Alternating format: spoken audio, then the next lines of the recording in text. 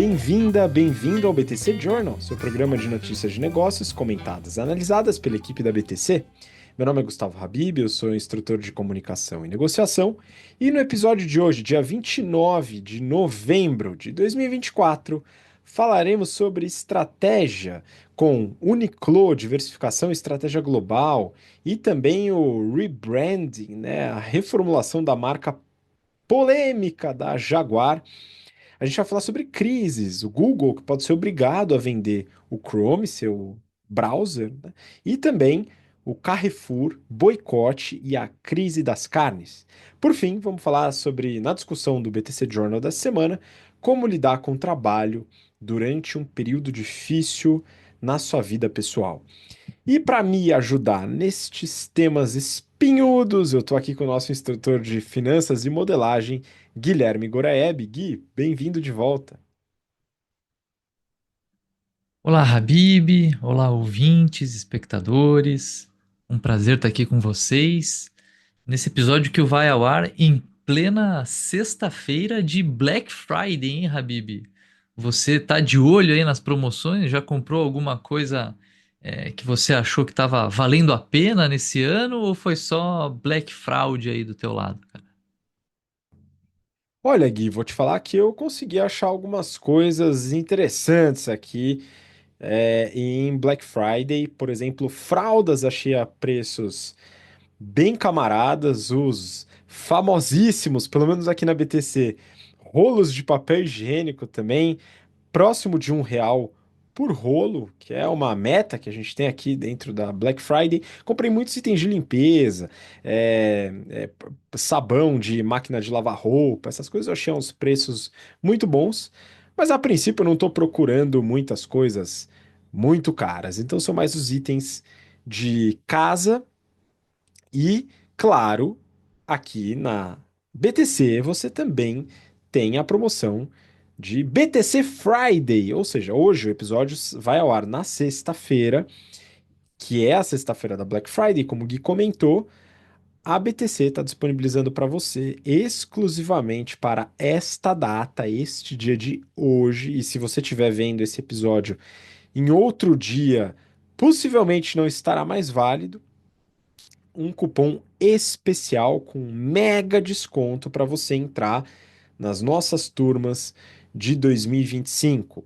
O General Business Program para você que está entrando no mercado de trabalho, está estagiando, trabalhando com consultoria, mercado financeiro, quer entrar nessas áreas, trainees, etc. O GBP foi desenhado para você e as turmas com início em fevereiro de 2025, que duram mais ou menos um semestre, aí, vão até meados de julho, tá com as inscrições abertas e você pode se matricular utilizando o cupom especial que você encontra tanto aqui na descrição como no nosso site. Está tudo bem visual para você não ter dúvida de como usar o cupom se você estiver vendo ou ouvindo o episódio na sexta-feira, é claro. Tá?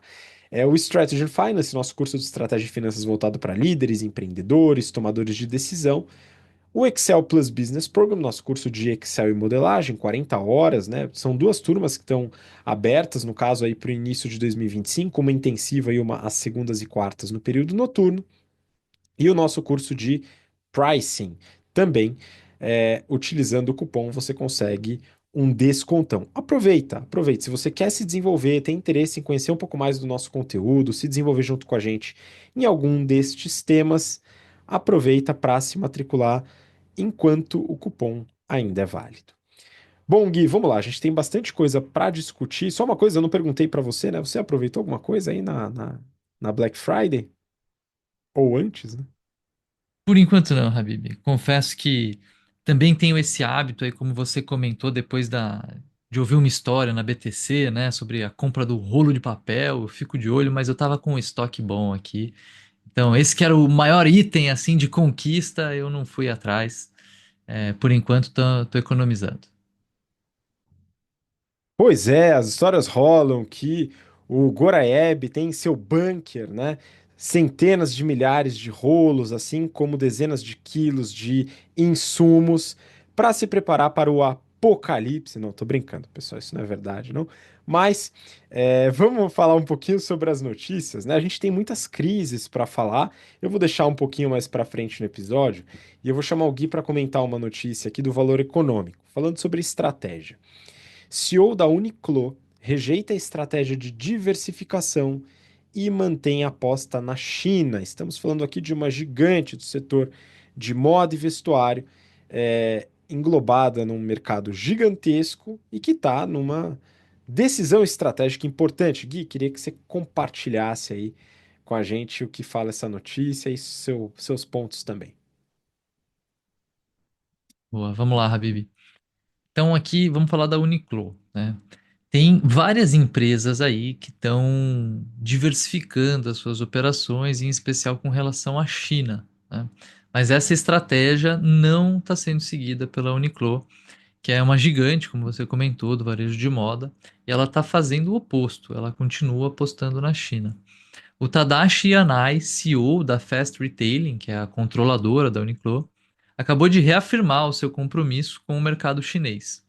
A China, ela é extremamente relevante para a Uniqlo quando a gente fala da fabricação das peças.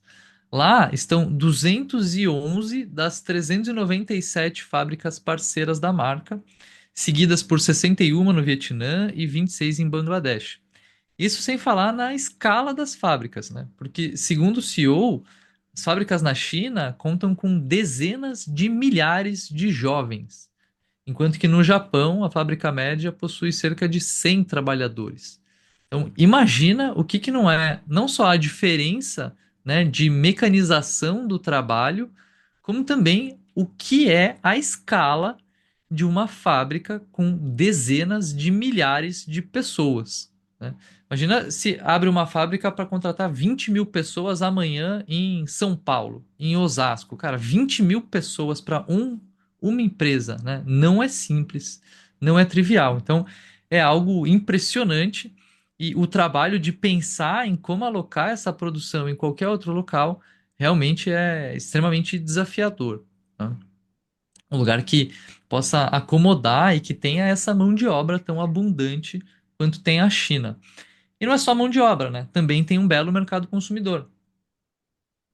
A China, ela é para a Uniqlo o segundo país com mais vendas, seguido apenas atrás apenas do Japão, né? O Japão, que é a sede da marca, concentra 30% das vendas e a China vem logo atrás com 22% da receita global da empresa. No ano fiscal que foi encerrado em agosto de 24, as vendas da Uniqlo como um todo marcaram 3 trilhões de ienes, ou seja, cerca de 20 bi de dólares. E o próximo objetivo deles é triplicar isso, batendo 10 tri de ienes, ou cerca de 60 bi de dólares, tá? Bom, falando um pouquinho sobre a estratégia, né?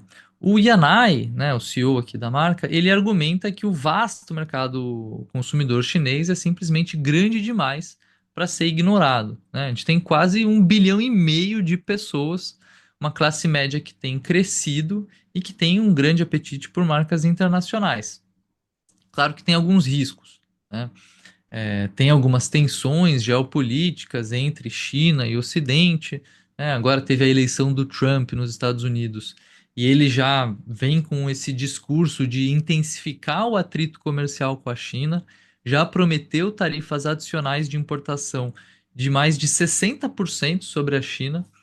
E além disso, a própria China, a economia chinesa tem enfrentado alguns desafios, incluindo uma desaceleração no setor imobiliário e também algumas questões de confiança do consumidor. Bom, mas esses pontos não parecem preocupar o CEO da Uniqlo, o Tadashi Yanai. Ele se mostra confiante na estabilidade a longo prazo das relações comerciais com a China. Então parece que ele está olhando para uma janela de tempo, né, um pouco maior, além dessas turbulências atuais, e está apostando para um futuro onde a China continua sendo um mercado extremamente relevante para marcas globais, talvez até mais relevante do que é hoje, né? E aí isso leva a gente para algumas perguntas, né? Primeiro, será que a Uniqlo está sendo visionária ao dobrar a sua aposta na China, enquanto outras empresas têm recuado? Ou será que essa forte concentração de fábricas em um único mercado pode se tornar uma vulnerabilidade deles no futuro. Os ouvintes podem comentar lá no Spotify ou no próprio YouTube o que que eles acham sobre isso. Estou curioso para saber a opinião deles. E você, Habib? O que que você acha? Parece uma aposta acertada aqui ou não? A mim me parece acertada, viu, Gui? Pelo contexto hoje, a concentração das fábricas na China tem uma parte relevante também no Vietnã, Bangladesh. Porém, você já tem uma produção muito grande na China. Se o objetivo não é, a princípio, mover essa produção, eu acho que seria uma decisão muito equivocada você ignorar o mercado interno chinês, como você falou, quase 1,5 bilhão de pessoas, e uma classe média em crescimento, falando em volume. Então, seria muito esquisito você manter a produção na China e ao mesmo tempo buscar mercados estrangeiros e, de certa forma, despriorizar o mercado consumidor chinês.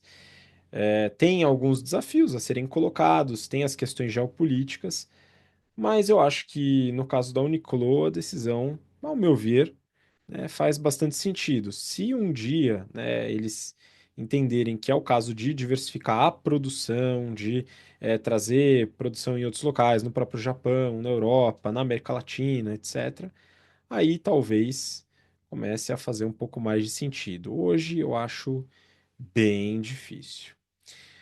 Bom, vamos dar sequência. A gente tem mais uma notícia aqui para falar sobre estratégia. E eu peguei aqui do Valor Econômico. Com queda nas vendas, Jaguar muda a marca e é alvo de críticas.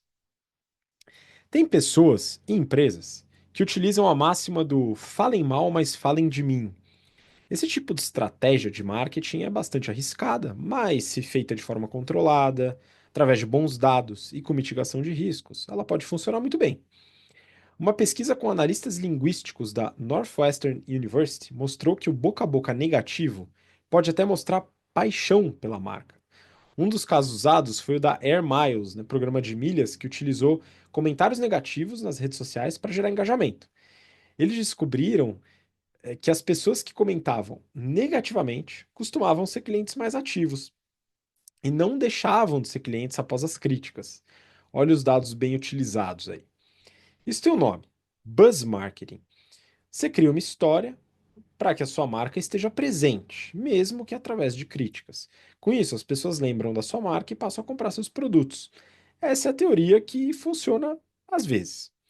Os marqueteiros vão dizer para você que não é falem mal, mas falem de mim. Mas é isso mesmo, pode confiar. Na verdade é falem bem ou falem mal, mas falem de mim. E o mal não é excluído. Então, beleza. Outro caso recente foi da Volkswagen, com a propaganda da Kombi elétrica sendo dirigida por uma Elis Regina em inteligência artificial. Houve bastante crítica, mas a marca ficou em evidência por um período. Essa foi a exata estratégia da Jaguar com sua nova campanha e seu rebranding ou alteração de estratégia de marca, através da mudança de elementos de marca, como cor, logo, fonte, e também de associações secundárias, além de um vídeo de divulgação da nova marca que teve bastante polêmica também e gerou buzz, como a gente comentou aqui do buzz marketing. A marca anterior continha o nome da marca com uma fonte mais achatada e o animal, no caso, a onça pintada, ou jaguar, né? Que ficava em cima ali do nome da marca. A nova marca, ela tira o felino e deixa apenas o nome, com uma fonte mais arredondada, de traços mais finos. A retirada do bicho gerou uma revolta aí nos marqueteiros. Vamos lá, eu particularmente gosto do animal no logo e também no carro ali, no volante, etc. Na frente, na traseira. Acho bacana um animal estilizado, né? Mas eu vou tentar ir para uma análise mais concreta, menos opinativa e menos viajada também. Quando a gente analisa as principais montadoras, o que que a gente tem? Temos Toyota, Honda, Hyundai, Tesla, Volkswagen, que tem a inicial como logo, de forma ilustrativa, né, através de algum design, cores, etc. Temos Chevrolet, Mercedes, Audi, BMW, Renault com referências diversas. Então, há um logo, há uma imagem. No caso da BMW, por exemplo, a imagem que simboliza uma turbina de avião, a Audi com aquelas quatro argolas, que são ilustrativas. Ford, Fiat e BYD com o nome. A marca é o nome, mas é estilizado. Ferrari, Porsche, Aston Martin, Lamborghini, Peugeot, todos eles têm escudos e animais, ou alguma parte de um animal, por exemplo, Aston Martin é uma asa. Ou seja, a Jaguar, ela buscava uma semelhança com as marcas mais voltadas para um luxo esportivo, vamos dizer assim, que é Ferrari, Porsche, Lamborghini. A Peugeot não entra no luxo esportivo, tá, pessoal? Só coloquei aqui como sendo um escudo com um bicho aí também. Agora, ela se coloca num posicionamento mais próximo do que seria a marca Ford ou Fiat. Ainda que de maneira diferente, porque a fonte nem estilizada é uma fonte que você encontra no Word, o que por si só não é um problema, tá? Mas a gente tem que analisar em conjunto com a estratégia de marketing. Então, se por acaso a Jaguar busca uma nova estratégia de posicionamento ou reposicionamento, buscando concorrer com marcas mais populares, estaria adequado. Está entrando num rol de marcas que se posicionam dessa maneira e que tem uma marca, um logo, né, que funciona também para isso já historicamente. Não me parece que é o caso fazer um portfólio mais popular. Pelo menos hoje o portfólio da Jaguar é muito premium, beirando o luxo. A gente está falando de carros entre 400 e 600 mil reais no Brasil, com posicionamento também premium luxo fora. Então, ao tomar o histórico da categoria, as marcas e seus posicionamentos, a Jaguar está tomando um caminho inédito, meio ruim, na verdade. Outro aspecto, mas isso é só uma possibilidade, eu não sei se esse é o caminho de posicionamento da marca, falando em portfólio, tá? Outro aspecto seria a mudança de produto na eletrificação, que a Jaguar já tem investido no segmento, assim como a Audi, Porsche em alguns dos seus produtos. Uma motivação para a mudança de marca é o estabelecimento de uma associação com novos produtos, no caso, por exemplo, carros elétricos. Aqui a ideia é que a onça, os bichos agressivos presentes nas marcas, estão associadas a motores a combustão. O elétrico ele é limpinho, não faz barulho, não agride o meio ambiente, ele não combina muito com animais ferozes, né? Ah, então o caminho é trocar a onça por uma chinchila? Não, né? É tirar o animal. Deixa apenas o nome estilizado ou uma inicial, como no caso da Tesla. Nesse caso, coerente. Independente da fonte utilizada, se é de bom gosto ou não, até porque eu não sou referência de bom gosto, a retirada da associação animal e uma fonte mais fluida faz sentido para esse tipo de reposicionamento. Será que ela vai com tudo na eletrificação? Eu não sei. A princípio não me parece o caso, a gente tem que esperar novos lançamentos da marca. Outro elemento seria o top-down. Chega o CEO e fala: marketing, a gente está ferrado. Nossas vendas caíram 65% entre 2018 e 2023. Faça alguma coisa. Aí, na pressão, eles foram lá e fizeram alguma coisa. Eles têm a expectativa de investir 18 bilhões de dólares nos próximos 4 anos. Nos 6 meses entre abril e setembro, eles venderam 14 mil carros contra 24 mil nos 6 meses do ano anterior. Ou seja, há necessidade de uma mudança. A questão é: a marca está conectada com a estratégia de reposicionamento? Se a Jaguar se reposicionar como referência em eletrificação, com um portfólio um pouco mais diverso, cheio de tecnologia, eu acho que a nova marca, independente da opinião sobre estética, é coerente. Se a mudança de portfólio não vier, eu acho que serão 18 bilhões jogados no lixo. A gente tem que acompanhar os próximos lançamentos. Agora, sobre o vídeo de lançamento, sem carro, meio futurista, com uma arte diferente, teve o efeito buscado pelo buzz marketing. As buscas relacionadas à empresa aumentaram 700% de acordo com o Google Trends. O objetivo foi conquistado. Se os novos lançamentos forem coerentes com a nova marca, as pessoas vão associar a campanha de pegada futurista e isso vai aproximar desse novo posicionamento e, quem sabe, de uma eventual compra. Agora, vamos dar uma olhada rápida nos resultados da Jaguar Land Rover, que é o portfólio de marcas que contempla a Jaguar e que pertence ao grupo indiano Tata Group. A propósito, o Tata Group, ele, além da Jaguar Land Rover, ele tem mineradora, shopping, e-commerce, soluções de TI e até fabricação de chás. É bem diversificado. Pegando os 6 meses entre abril e setembro de 24, o grupo Jaguar Land Rover teve uma receita de 13,7 bi de libras, resultado em libras aí, que apesar de ser do grupo indiano, ainda reporta como se fossem britânicos, hein, pessoal? A receita andou de lado no mesmo período do ano anterior. A margem EBIT caiu de 8% para 7,1%, quase um ponto percentual de queda, que é expressivo. E o lucro líquido positivo, ele foi para próximo de 600 milhões, também teve uma queda. Falando das vendas, a Land Rover, que tem três marcas, três submarcas, né, dentro da Land Rover, teve o seguinte desempenho. A Range Rover, que é uma marca da Land Rover, ela teve 102 mil carros vendidos, eram 90 no mesmo período do ano anterior, ou seja, um aumento expressivo. A Defender caiu de 59 para 53 mil veículos vendidos e a Discovery caiu de 17,5 para 15,5 mil. A Jaguar, como eu falei, de 24 para 14 mil. E a empresa, que gerava bastante caixa, tinha um free cash flow de 750 milhões, agora está no negativo, 26 milhões. Ou seja, e a Jaguar colabora bastante com isso, porque é a empresa que mais caiu em vendas. O, o free cash flow, ele é um indicador importante porque ele vai tanto trazer a geração de caixa operacional da companhia, como também os investimentos e CAPEX que a companhia realiza. A questão é que a Jaguar Land Rover, pelo seu portfólio, pela sua tradição, formas de venda, não me parece que necessita, né, de tanto investimento em CAPEX, porque ela já tem bastante, já é uma montadora. Se ela está reduzindo suas vendas, ela pode otimizar o seu CAPEX, as suas fábricas, as suas máquinas para novos produtos. Ela não precisa de novos investimentos tão massivos assim. Então, me estranha. Isso aqui está me parecendo um problema tanto de vendas como de eficiência operacional.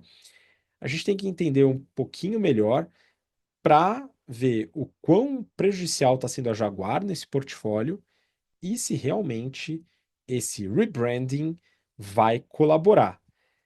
Gui, o que você achou da nova marca da Jaguar? Tá sentindo falta da nossa onça pintada lá?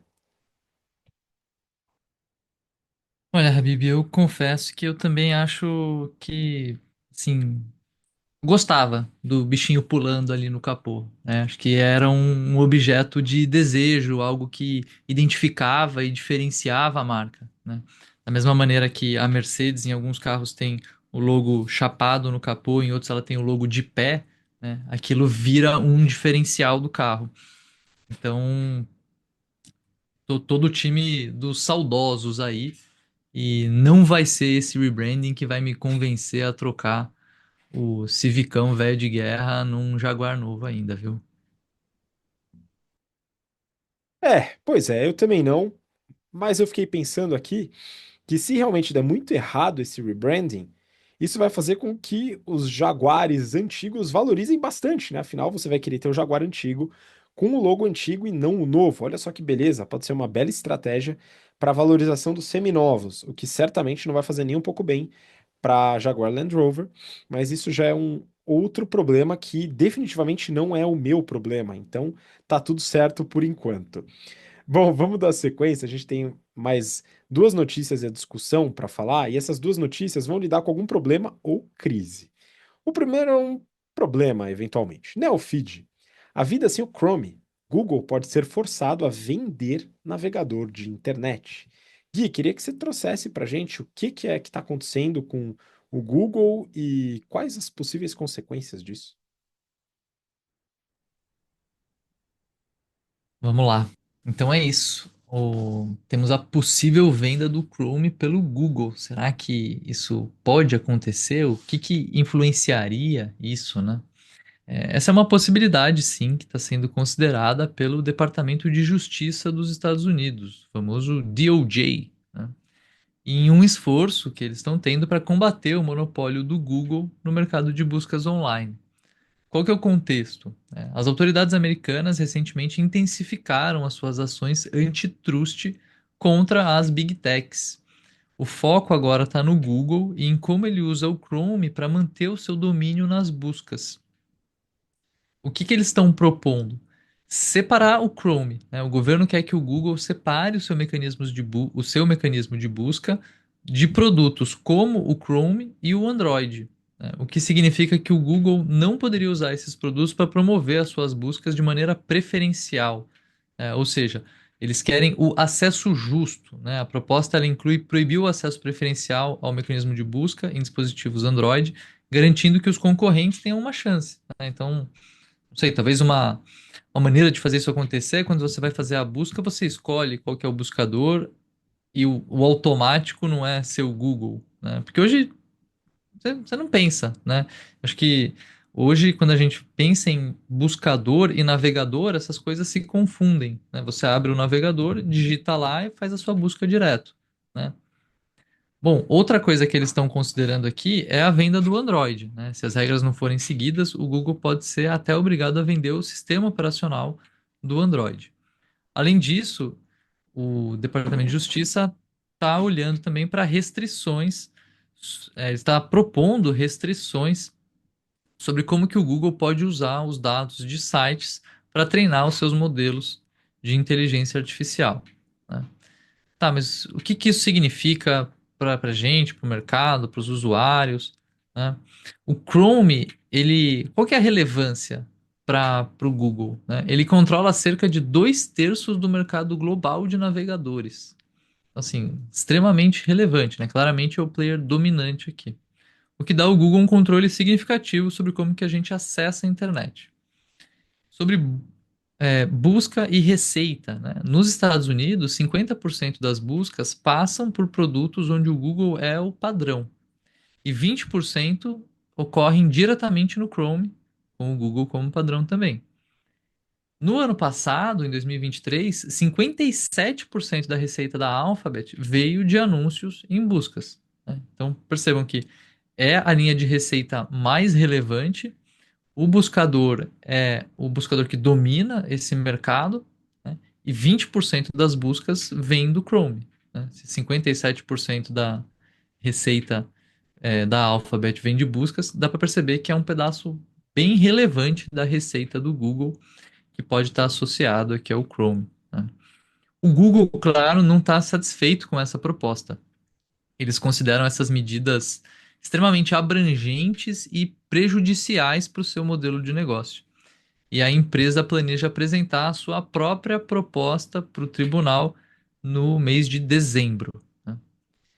Quem não está interessado em esperar o Departamento de Justiça americano para acabar com esse quase monopólio, digamos aqui, é a OpenAI, né, que vem contratando alguns nomes de peso do time técnico do Chrome, inclusive um dos caras que foi cofundador ali do Chrome, contratando engenheiros.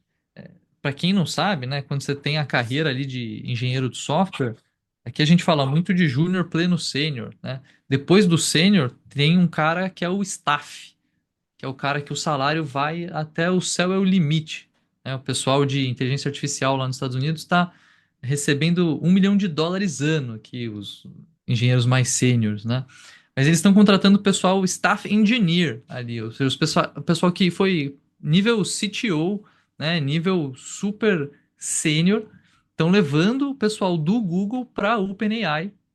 Então tudo leva a crer que eles devem lançar algum tipo de navegador, né? O que é mais um passo da OpenAI nessa briga pelos mecanismos de busca, né? Para centralizar onde a busca é feita.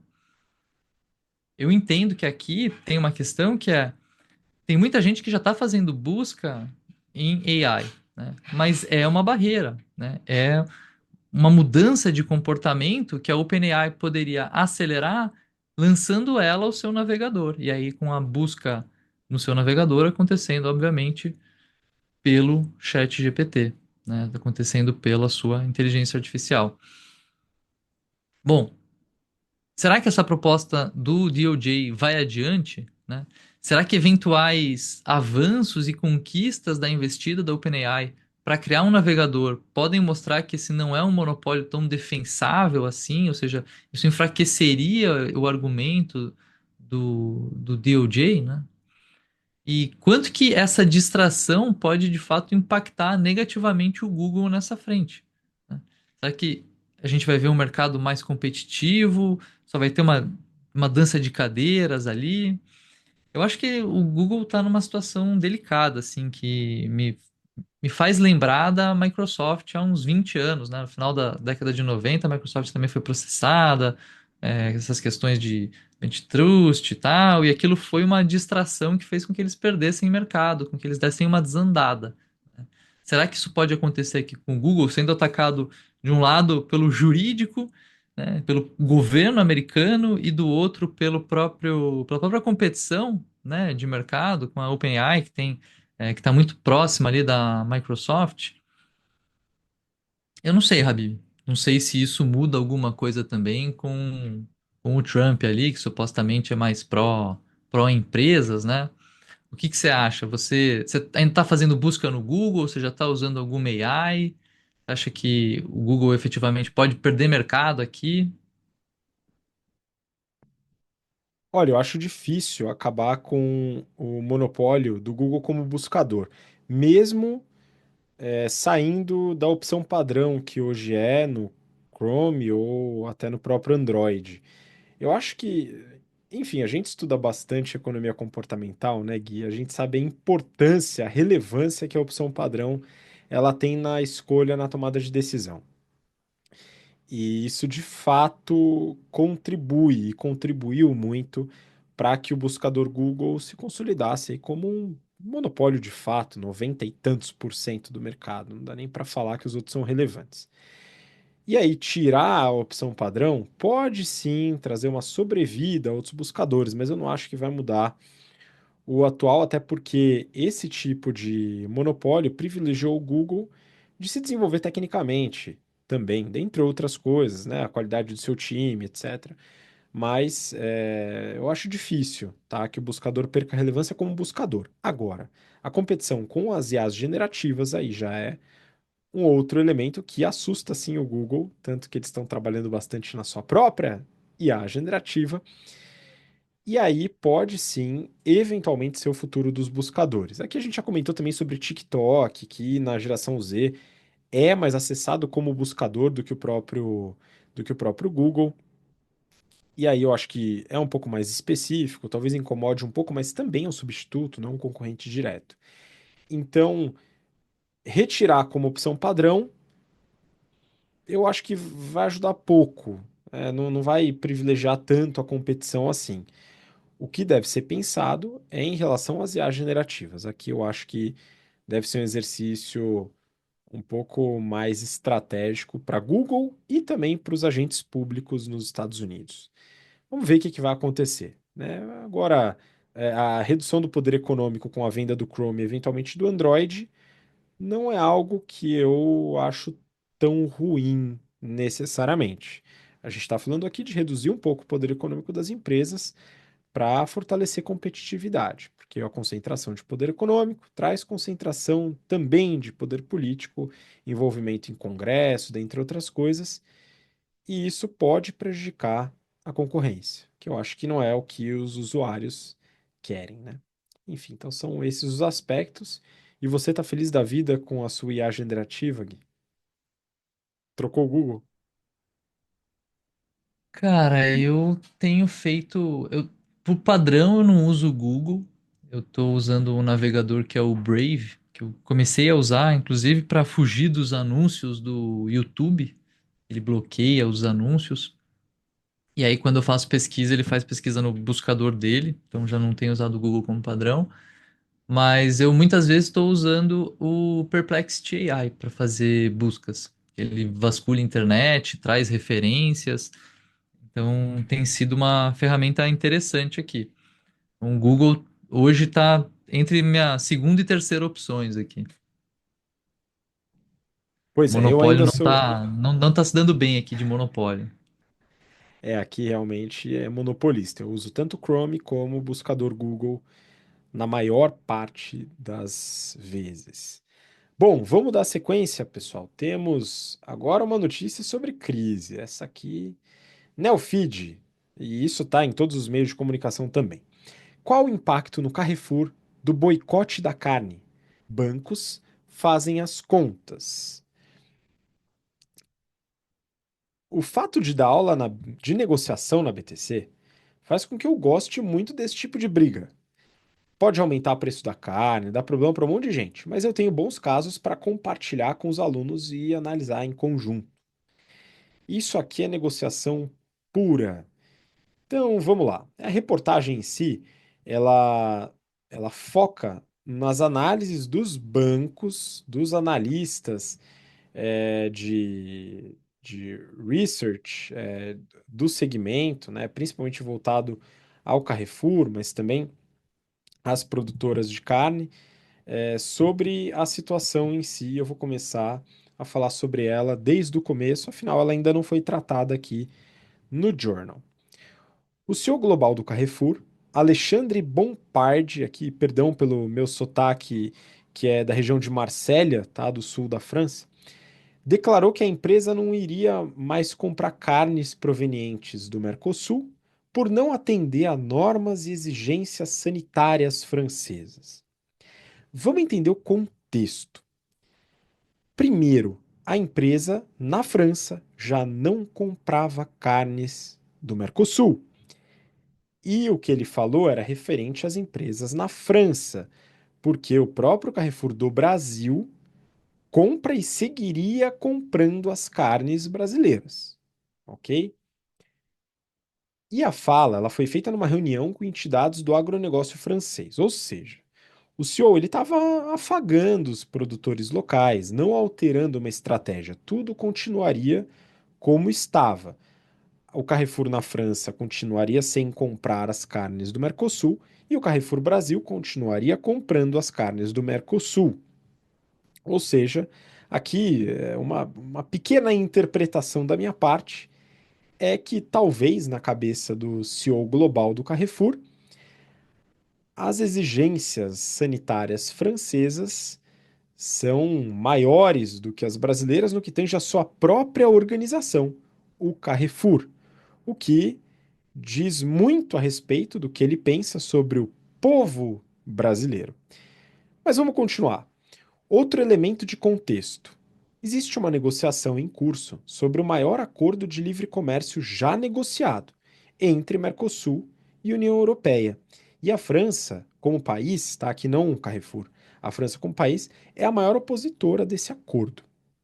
Não vou entrar no detalhe dessa negociação, primeiro porque eu não me aprofundei o suficiente, né, o quanto eu gostaria a respeito dela, segundo que é mais paralela, tá? É só realmente elencando aqui o contexto. Eu quero focar na questão do Carrefour. O que o CEO talvez não esperava, e deveria esperar, e se não sabia que isso aconteceria é porque faltou as aulas de negociação, era a reação das empresas daqui. Após a declaração, empresas como JBS, Marfrig e Masterboy pararam de comercializar carnes com o Carrefour Brasil.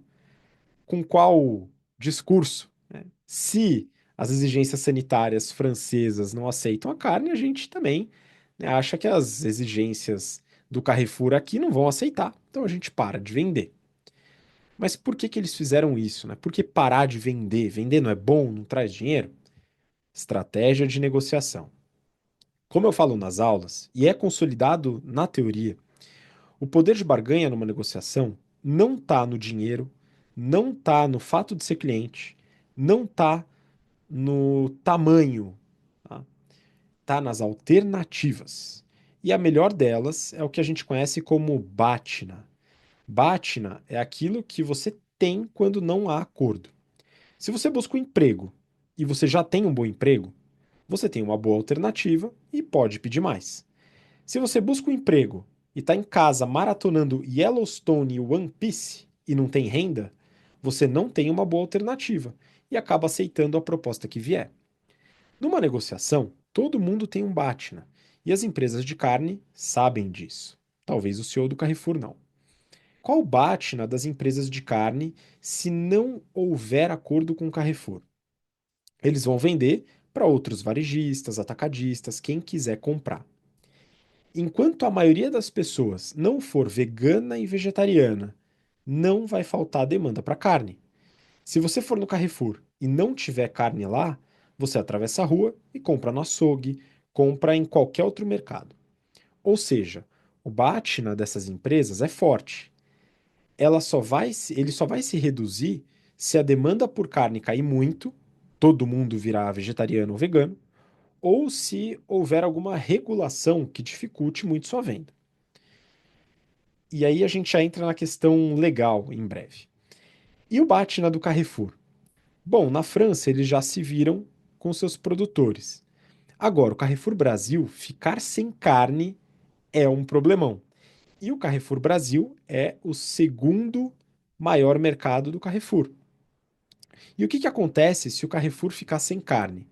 As pessoas que iriam para lá comprar carne e outras coisas vão em outro lugar comprar carne e outras coisas. Ou seja, eles não deixam só de vender carne, eles deixam de vender outras coisas.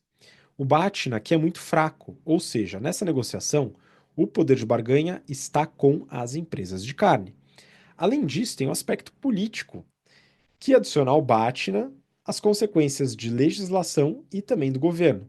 O presidente da Câmara, o Arthur Lira, ele deu declaração no início da semana apoiando um projeto de lei que impeça acordos sem reciprocidade em apoio aos produtores. Tá? Isso dificultaria uma série de questões de comércio da França com o Brasil, se ela tem esse impeditivo do Brasil com a França.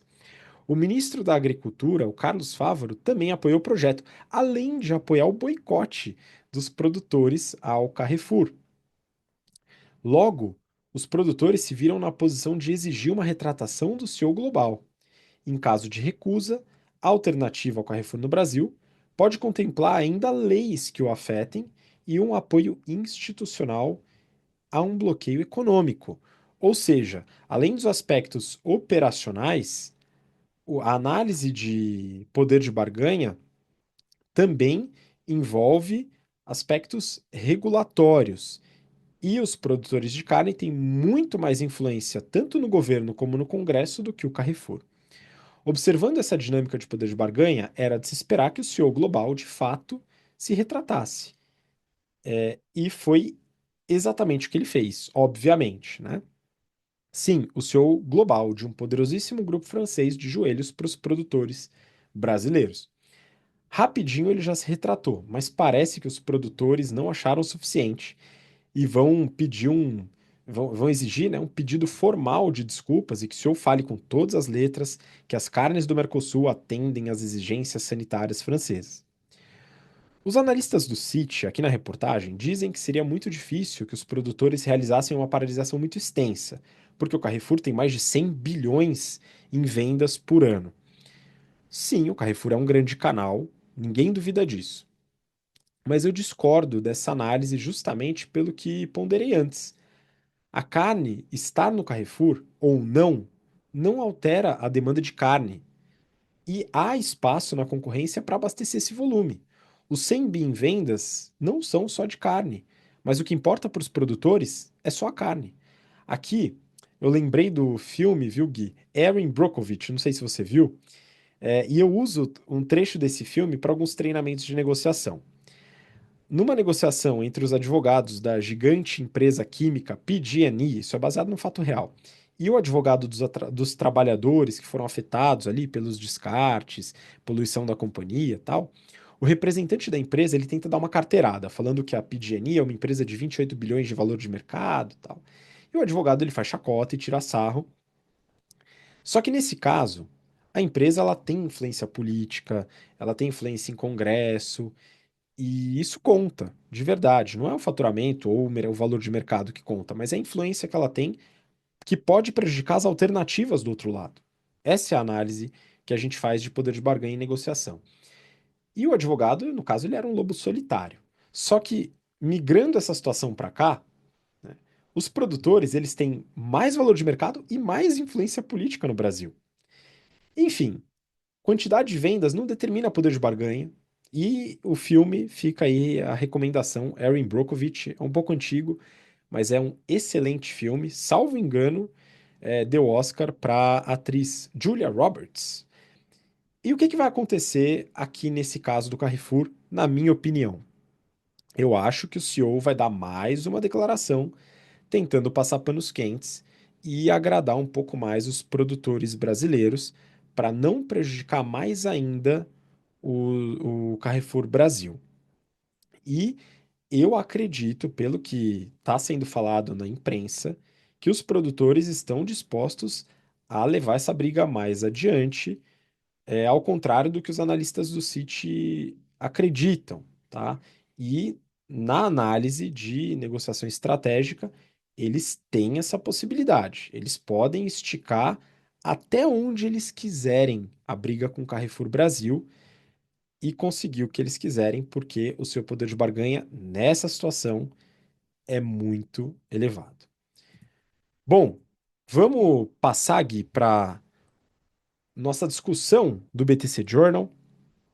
E queria saber se você quer dar algum recado antes disso.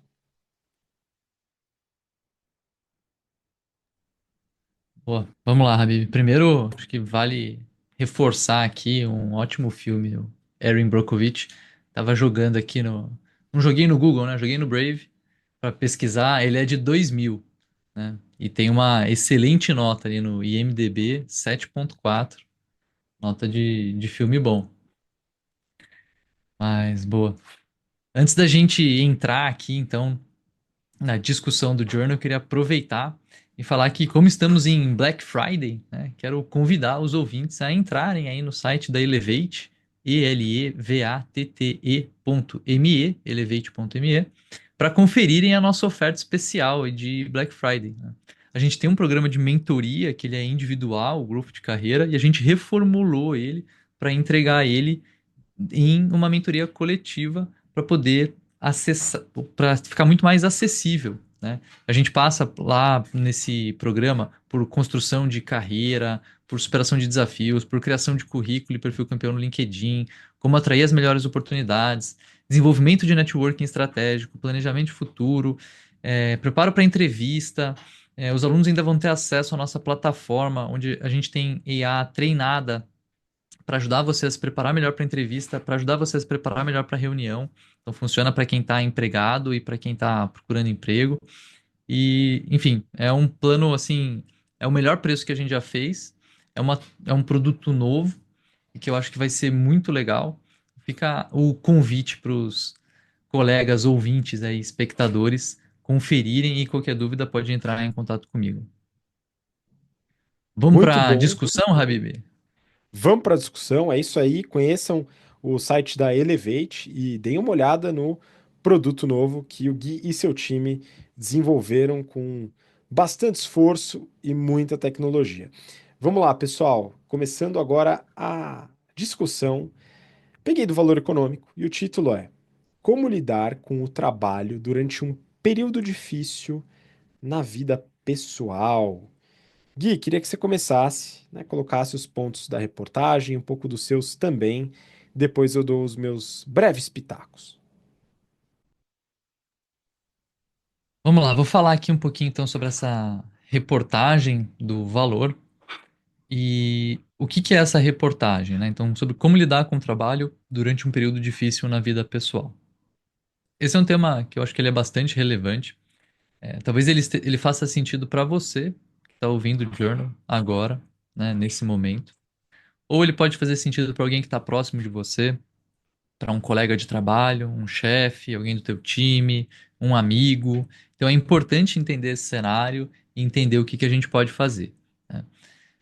Essa matéria é basicamente a resposta, né, de uma psicóloga, a Mariana Clark, para uma dúvida de uma leitora, né, que relata que está passando por um momento difícil na vida pessoal, que o marido perdeu o emprego, que os pais estão precisando de ajuda, que ela está passando por algumas questões de saúde e ela se sente abalada emocionalmente, sente que tem sido difícil conciliar todos esses pontos com o trabalho, mas que ao mesmo tempo o trabalho é importante, que o trabalho acaba distraindo ela dos seus problemas e ela não quer correr nenhum risco com o trabalho, né? Tem um receio de ser demitida. Então a questão que fica é como que ela pode abrir o jogo no trabalho. E aí, o que que a Mariana, né, a psicóloga, ela responde aqui, né? Primeira coisa, é acolher o sentimento, né? Então, ela pede que a leitora reconheça que os seus sentimentos são legítimos. E esse é o primeiro passo fundamental, né? Reconhecer que o que você sente tá ok, você pode sentir o que você está sentindo. Isso é legítimo, isso faz sentido. Você não tá louco, você não tem nada de errado em sentir o que você está sentindo, tá? Entregar o mesmo desempenho no trabalho durante esse momento, talvez não aconteça, né? Vai ser muito desafiador. Mas o trabalho, ele não deixa de ser um aspecto importante da vida, é um aspecto importante da nossa identidade. A renda que a gente traz com o trabalho é algo importante, né, para trazer segurança financeira, para poder comprar as coisas que a gente, né, bancar o nosso custo de vida. Então, a orientação é ter coragem e falar sobre as vulnerabilidades e sobre esse momento no trabalho, alinhando expectativas com o líder, né? Buscando alternativas caso elas sejam necessárias, como, por exemplo, ter um horário mais flexível, ter um home office, ter um ajuste de entregáveis, eventualmente até tirando uma breve licença, caso você precise. De acordo com a Mariana, a armadura de super-herói ela é um dos maiores causadores de adoecimento mental no trabalho, né? Se o gestor não for acolhedor, cabe você procurar outras pessoas, como pares, como colegas de time, né? Segundo ela, quando a gente percebe uma mudança de comportamento em alguém, é comum criar uma narrativa para querer explicar aquela mudança, em vez de pegar essa oportunidade para ser mais solidário, para buscar ajudar as pessoas, para né, entender o que está acontecendo, né, demonstrar caridade. Isso, senão você acaba perdendo potência, acaba perdendo saúde, né? Além do trabalho, buscar ajuda com uma rede de apoio social também é importante, né? Amigos, familiares são grandes aliados aqui. Você pode dividir responsabilidades com eles, aceitar ajuda, né? É algo também fundamental, é um ato de autocuidado, de sabedoria. Você não precisa, né? Não é necessário tentar controlar ou dar conta de tudo sozinho, né? É impossível controlar tudo, né? Por fim, dentro do que for possível, né, é importante trazer hábitos que sejam energizantes, hábitos que ofereçam emoções positivas. Fazer uma caminhada, ter contato com a natureza, ouvir uma música que você gosta, fazer um alongamento, fazer yoga, fazer meditação, né? Inserir esses pequenos momentos de prazer ao longo do dia e ao longo da semana são uma ótima estratégia. Ou seja, né, recapitulando, primeiro passo, reconhecer a legitimidade das emoções e sentimentos. Tá tudo bem sentir o que você está sentindo. Segundo passo, conversar com chefes, conversar com colegas, buscar ajuda no trabalho. Terceiro, usar a sua rede de apoio social, conversar com familiares, conversar com amigos, conversar com pessoas de quem você gosta e que gostam de você. E por fim, quarto ponto, fazer atividades que te tragam prazer, né? O que que você adicionaria aqui, Habibi? Bom, vamos lá, Gui. Eu acho que são pontos bem válidos. Queria trazer só algumas breves considerações. Primeiro ponto, eu valorizo muito a profissão do psicólogo, da psicóloga. E eu acho que eles fazem um trabalho fundamental, tanto nesse primeiro passo da legitimidade, de validar aquele sentimento, né, de acolher, o acolhimento ele tem que ser feito. Antes da gente gravar, eu fiz uma ponderação, né? Toda profissão tem profissionais que são bons e profissionais que são ruins, então nem todo psicólogo, nem toda psicóloga acolhe direito. Mas a ideia é que isso seja feito, tá? E eles, boa parte deles são bem treinados para isso. Então, esse é um ponto que eu acho relevante. Falado isso, eu acredito também que é trabalho das pessoas aprender a acolher, e não só dos psicólogos e psicólogas, porque passando por uma situação difícil na vida pessoal, a gente acaba se sustentando em amigos, em parentes, em pessoas próximas, tá? Pessoas analógicas, não pessoas digitais. Então, tentar resolver seus problemas com amiguinhos da internet talvez não seja uma boa. Então, conversar com alguém ao vivo, quando não der vídeo, telefone, mas pessoas que você conhece, né, de carne e osso, acho que é bem relevante. Então, aprender a fazer esse tipo de acolhimento com todo mundo é bom. E a pessoa que está nessa dificuldade, tentar, né, na medida do possível, se abrir com as pessoas próximas, pode ajudar bastante, né? E com uma pessoa que seja profissional também. O segundo ponto, sobre falar com colegas de trabalho, tem só um detalhe. Eu acho que aqui a gente tem aspectos que são pessoais também. Eu conversei com uma ex-aluna nossa que estava passando por uma situação difícil na vida pessoal. E a empresa dela, uma empresa grande, mais moderninha, tal, tinha o hábito de meio que forçar as pessoas do time a compartilharem suas angústias pessoais. E ela, particularmente, não gostava de fazer isso. Ela não gostava de falar da vida pessoal no trabalho. Ela não queria compartilhar isso no trabalho. Ela queria separar bastante. E eu acho que isso tem que ser respeitado. Então a empresa tem que tomar cuidado com o excesso de acolhimento. Tem gente que não quer ser acolhido na empresa. E a empresa tem que entender que muita gente faz essa segmentação e acha que a empresa não é lugar de se comentar aspectos da vida pessoal. Então, eu acho que isso tem que ser respeitado, caso a pessoa tenha realmente esse interesse, né? E isso esteja, avaliado por essa pessoa. Por fim, né, aqui na BTC a gente acaba tendo muito contato com ex-alunos, ex-alunas, porque a gente deixa esse contato aberto, né? Então a pessoa fez o curso, depois que ela fez o curso, ela pode falar com a gente marca um papo, a gente conversa sobre carreira, conversa sobre preparação para entrevistas, vários temas que a gente consegue falar, ajudar o pessoal. E algumas dessas pessoas acabam relatando, né, dificuldades na vida pessoal, tanto na vida profissional também, reveses e tal. E o primeiro passo nosso é sempre acolher, sempre. A gente não tem como fazer uma ajuda profissional nesse sentido de psicólogo, mas a gente consegue acolher, como todo mundo consegue acolher, né? Se treinar um pouquinho, se tiver essa real vontade. Então, começa acolhendo, começa ouvindo. Só ouvir já ajuda muito, muito. Então, acho que esse é um papel que a gente, como sociedade, pode ter nessa situação. E aí, para a pessoa que está nessa situação difícil, é realmente entender que esperar o máximo no trabalho não é razoável no momento difícil. Nós somos seres humanos. A gente não tem a mesma performance o tempo inteiro. E a gente não deveria esperar isso da gente, e um gestor, uma gestora não deveria esperar isso de um funcionário. Isso é uma utopia, não faz o menor sentido esperar isso. Ah, mas a gente tem que tentar se esforçar para ser assim. Bom, ninguém é nunca assim. Isso não aconteceu nunca na história da humanidade. Então por que que a gente tem que esperar uma coisa que nunca aconteceu e não vai acontecer? O que a gente tem que esperar é que ciclos ocorrerão e que a gente tem que lidar da melhor forma com esses ciclos e ver como que eles se encaixam dentro da nossa organização, do nosso time e assim por diante, tá? Não esperar a utopia.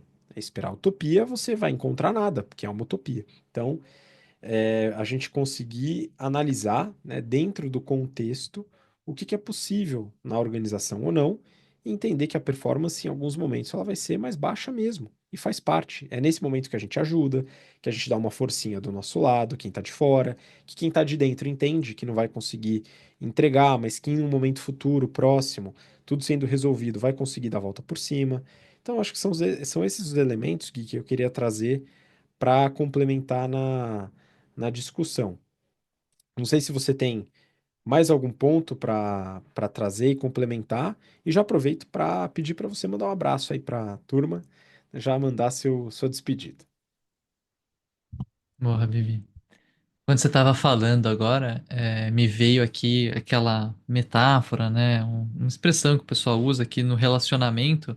Né, você tem sempre 100%, né? Mas às vezes é 90% de um e 10 do outro, às vezes é meio a meio, às vezes é 20 e 80, né? Assim, é difícil todo mundo estar sintonizado no mesmo ritmo, conseguindo entregar a mesma coisa. E o relacionamento na empresa não é tão diferente assim, né? É óbvio que você não quer um colega que tá, pô, um ano entregando 10% do que era para entregar, né? Mas ao longo do dia a dia a gente tem altos e baixos. É importante entender isso, né? Reconhecer isso e se ajudar, né? Querendo ou não, qual que é o propósito, né, de trabalhar junto se não é ajudar, é só dividir e dane-se, né? Se for assim, daqui a pouco a gente só põe AI para fazer tudo e tudo bem, né? E aí vamos ver o que que a gente vai arrumar para fazer, né? Acho que vai ser lavar a louça e, enfim, as atividades que a AI ainda não conseguiu dominar, né? Por fim, na própria matéria, a Mariana não recomenda explicitamente você procurar alguém para conversar, procurar um psicólogo. Mas a matéria é uma conversa com o psicólogo, né? Então vale a gente dar esse passo atrás aqui e lembrar isso, né? Que se você está num momento mais difícil, mais turbulento, considere, né, conversar com um psicólogo, conversar com uma psicóloga sobre isso, sobre essas, né, se você está com, sei lá, as emoções meio enroladas aí no estômago, não está conseguindo processar sozinho, considere conversar e não precisa ser para sempre, né? É um ponto, algo que vai te ajudar pelo período que for necessário, pelo período que você julgar que está sendo útil e, enfim, fica essa minha recomendação, tá? Bom, com isso, encerro aqui meu comentário.